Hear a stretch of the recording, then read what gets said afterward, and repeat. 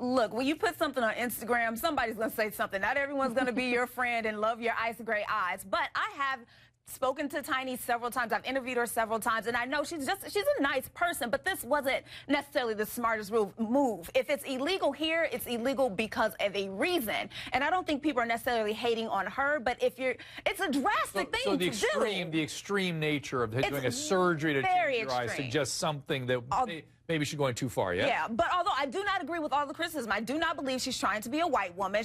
We know she's had a lot of other surgeries that kind of contradict that. Like what? The big booty. She said that she's had her booty done. And look, if you're trying to be a white girl, I don't think the first thing you do is go get a bigger butt. All right. Okay. And some other things here and there. I'm glad you've sort of laid that all out for us, because now it's time to bring Miss Ali in. Miss Ali, how do I understand all this? Help me with this.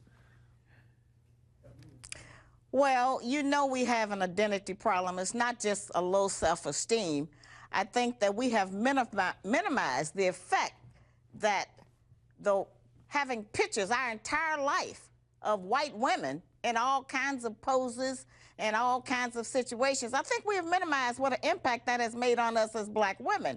And I don't think, I think it's a misnomer to say that it's a permanent eye color, because that's not going to be permanent. You know, you calling it a medical grade silicone, that's what she says. Well, you remember last year we were using Home Depot grade silicone to puff our buttocks up. Yeah. And until people started dying and losing their limbs, they didn't stop that. And I think the same is going to happen with these eyes.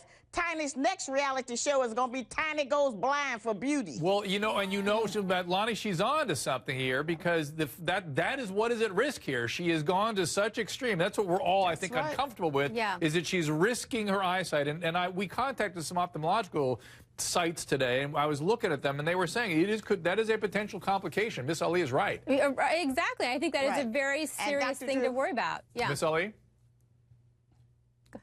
I think the person we need to blame for some of this is Madam C.J. Walker. Back in the 20s and 30s, she was the first black female millionaire. But what she discovered was that she created and came up with the first black straightening comb. And that set us on a path of hating our hair, wanting to straighten it, and then they came out with the skin lighteners, which is the most popular cosmetic in black America, Africans, and in the United Kingdom among black people. We are still trying to be white. We think that's better. And Sam, is she not onto something here? Because when Caucasian women get body image issues, we blame the images that they're seeing in the magazines and on TV. And Miss Ali's making the same case, but talking about it in terms of racial qualities and characteristics. Identities. Yeah, no, I get it. I completely agree with you, Miss Ali. But here's the thing. Yes, in an ideal world, we would all love what God gave us, okay? If we could all be so lucky. But I don't think it's our right to judge Tiny. I mean, it's her eyes, it's her body. I was reading some of the commentary, and it broke my heart the way that people were attacking her. All right, Miss Ali, and then Vanessa. Miss Ali.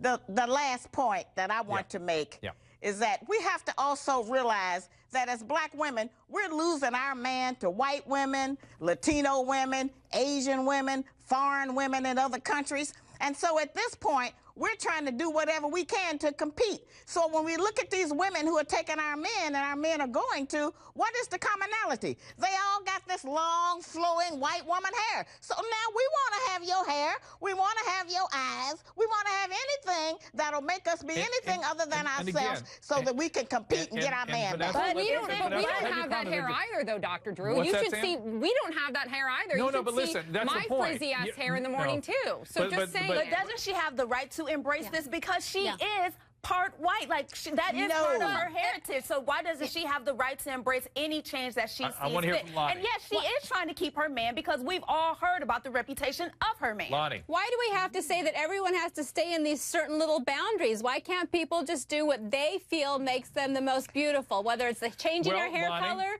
or changing your... But this is something I've heard many, many times when women talk about body dysmorphia and all these sorts of things. We talk about the images that are out there as portraying beauty. beauty. And Miss Ali is making that same case, just in a specific and narrow context. Which I agree with that. And I do agree that we all, as a society, and mostly women, look to the media to tell us what is beautiful based on, you know, what weight we're supposed to be, what height we're supposed to be, what color our hair is supposed to be. I agree that's an issue across the board. But I don't think that people need to necessarily put themselves in a box and say, I can only go within this range. Yes. Well, ultimately, that's right. No, I agree, Lonnie. I agree, Lonnie. Last point, Miss Ali, then I got to go. Here's the point. Here's the point. Black women have never been used as the model for how your body and your color and your hair is supposed to be. It's always been white women. That's all we've seen. So that's all we want to look like. We think that's how you're supposed to look.